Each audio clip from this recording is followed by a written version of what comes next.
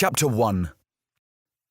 I loathe train journeys, especially in the winter months when the view from the dirty window is further obscured by the low, glaring sun of early March. Commencing my trip at Taunton, I was obliged to remove the remnants of a custard cream biscuit and a prawn cocktail crisp from the only available seat. An empty crisp packet on the floor had betrayed the identity of the offending item. Also, there was a table in front of my seat upon which some individual, probably from the more exposed parts of rural Cornwall, had left a half-eaten chicken tikka sandwich. Sitting next to me was a large woman with a red nose who proceeded to sniff at regular intervals. The nose-blowing was less regular, but the pile of moistened tissues on the table would suggest a journey that had probably started at Penzance. Opposite me sat a frumpy little chap aged around 40, wearing a dark grey suit that had obviously spent many months stranded on a rail in a Marks & Spencer outlet store before being reduced for clearance. To his left sat a teenager with a threatening disposition. This youth was wearing the familiar livery of a football shirt and torn jeans. Wafting from his general direction was a heavy aroma of cheap scent. The tattoo on the inside of his left arm confirmed he was a Chelsea supporter. At 35, I was not exactly old myself, but I detested young people, especially those who avoided wearing a collar and tie and a decent pair of brogues. I suppose it was this dislike of the youth of today that inspired me to become a teacher in the first place. Of course, this journey into the depths of East Anglia was forced upon me. I was going to attend an interview for the head of history position at Lord Bilsbury College for Boys. I had to leave my last post at a prestigious private school, Picton College in Taunton, just after the start of the spring term. The headmaster had taken exception to the fact that I had borrowed £400 from my boarding house funds. The money was required to purchase a new suit, and he refused to believe it was my intention to return the amount borrowed in monthly instalments of £10. The Picton headmaster, however, had the nerve to call it theft, and I was summarily dismissed for what was no more than a little creative accounting. Fortunately, my Uncle Rex was chairman of the governing board, and therefore I was confident the episode would not be mentioned in any future references. Having successfully protected myself from my neighbour's prolonged sneezing fit, I proceeded to give some thought to the interview due to take place later that day at 2 o'clock. I have never liked interviews, and certainly I've had some unfortunate experiences in the past few weeks. I attended one interview in the north of England and far too close to the proposed People's Republic of Scotland for my liking. There, the head had the nerve to ask me to leave, simply because I made a trivial mistake with regard to my qualifications. On my curriculum vitae, I suggested I had a PhD degree from Loughborough University. Upon investigation, it seemed Loughborough had no record of the award. This may have been due to the fact that I delayed the start of my research, but it was my sincere intent to complete my PhD at some stage in the future. Therefore, I was denied a job over a question of timing. Last week, I went for an interview at a Catholic school in Bristol. The head phoned me to say my application had been unsuccessful and that the priest observing my lower sixth lesson had been somewhat disturbed over my comment that Henry VIII should have closed down more monasteries. Only 2 days ago, I was turned down for a job in Dorchester. Some old bore on the interview panel wanted to know if I'd read the latest biography on Herbert Hoover. I explained that I was a historian and manuals on domestic cleaning appliances didn't really interest me. Obviously, my interviewer had a sense of humour failure. The fellow opposite was obviously uneasy about the youth sitting next to him. Leaning to his left, he was attempting to ensure there was no physical contact, so as not to provoke a verbal or even violent response. Certainly, the long-haired individual appeared capable of train rage. The more respectable gentleman then proceeded to take some papers out of his black leather executive briefcase. While reading one sheet of paper, he laid the rest in a neat pile upon the table. I couldn't believe my eyes.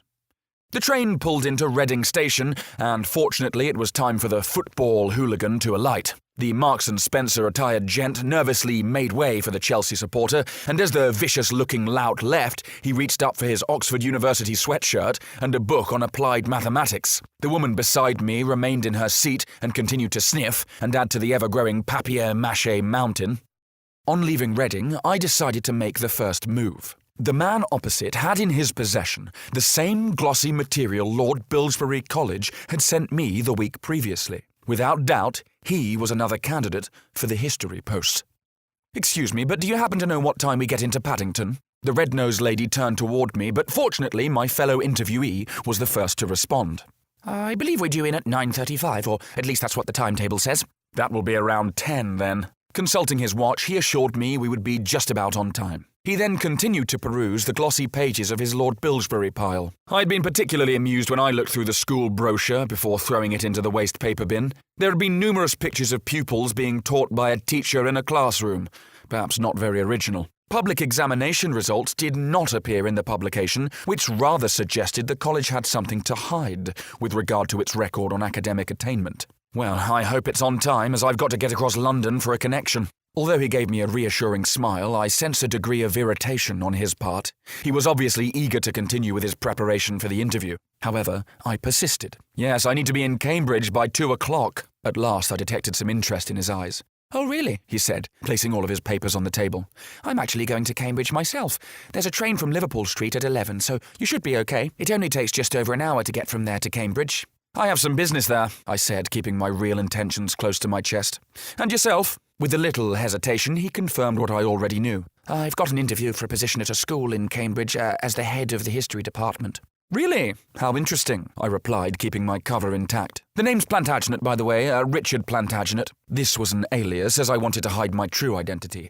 My real name was Sebastian Punknowle. Also, a more regal name had always held some appeal. Waiting for our fellow traveller to complete yet another nasal blowout and thus add to the mountain range amassing before us, he introduced himself as Brian Fagg. "So what time is your interview?" "The process starts at 3 o'clock. I'm meeting with the head and a few other senior members of staff." "And the school in question?" "It's Lord Bilsbury College, a small independent school, not too far from the station, thankfully. And what line of business are you in, Mr. Plantagenet?" His query caught me a little off guard as I was contemplating my next probing question. "I work for the Royal Bank of Scotland in the credit cards section." I had received a nasty letter this morning from the bank, threatening to take me to court for not sending the monthly minimum repayment on my credit card. I was currently in debt to the tune of around £8,000. In fact, I had debts all over the place, and since losing my job at Picton College, I have had to restrict myself to one bottle of the less expensive brands of champagne every evening. My broad, pinstriped navy suit seemed to confirm my line of work. Becoming more familiar, Fagg made reference to the student who had departed the train at Reading. "Obviously standards have dropped at Oxford. He's probably at Wadham," he pronounced knowingly with a wry grin. "Village near Oxford?" No, he'd replied with a slight chuckle. "It's where the less bright sparks tend to go. It's also one of the more financially endowed colleges, if you understand my meaning," he exclaimed with another grin. "I was up at Exeter myself." "Oh, I know Exeter very well indeed. A friend of mine went there to study engineering. Yes, he failed to make it to his second year, spent too much time on the beach at Exmouth in the summer term, methinks." This geographical reference to the county of Devon caused Fagg to stop smiling and looked at me with a degree of contempt. Rather pompously, Fagg informed me that he was referring to Exeter College, Oxford. Fagg was obviously going to pose a threat to me getting the job at Bilsbury, especially as he also casually informed me that he wrote articles for History Review, a prestigious magazine for A-level students. The rather ordinary, if somewhat fictional, features of my own curriculum vitae began to occupy my mind as we approached Paddington Station. Fagg collected together his Lord Bilsbury papers and returned them to his case, while the woman next to me unwrapped her sixth lozenge in as many minutes. Fagg and I agreed to journey to Cambridge together, and when we arrived at Paddington at 10:40, we made our way straight to the Underground. While we were still on the main platform making for the exit, I couldn't help but notice that about 10 yards in front of us was the large lady with the red nose. Still engaged in her prolonged fit of sneezing, she caught the attention of other travellers who were making their way to other parts of the realm. I assumed the Circle line serving Paddington was always busy, but it was very busy for the time of the morning. Obviously, those idle bank workers didn't get into their offices until nearly lunchtime. Was it any wonder the country was in the mess it's in? However, the bustle and the heaving crowd of commuters suited my purpose perfectly. I deliberately left it to Fagg to direct us to the right platform. I was quite content to remain just behind him. The Circle line went directly to Liverpool Street, and therefore there was no need to change lines. The overhead electronic information system informed us the next train was due in 2 minutes. People continued to pile on to an already crowded platform. As the train approached, Fag was by the edge of the platform. I was just behind him.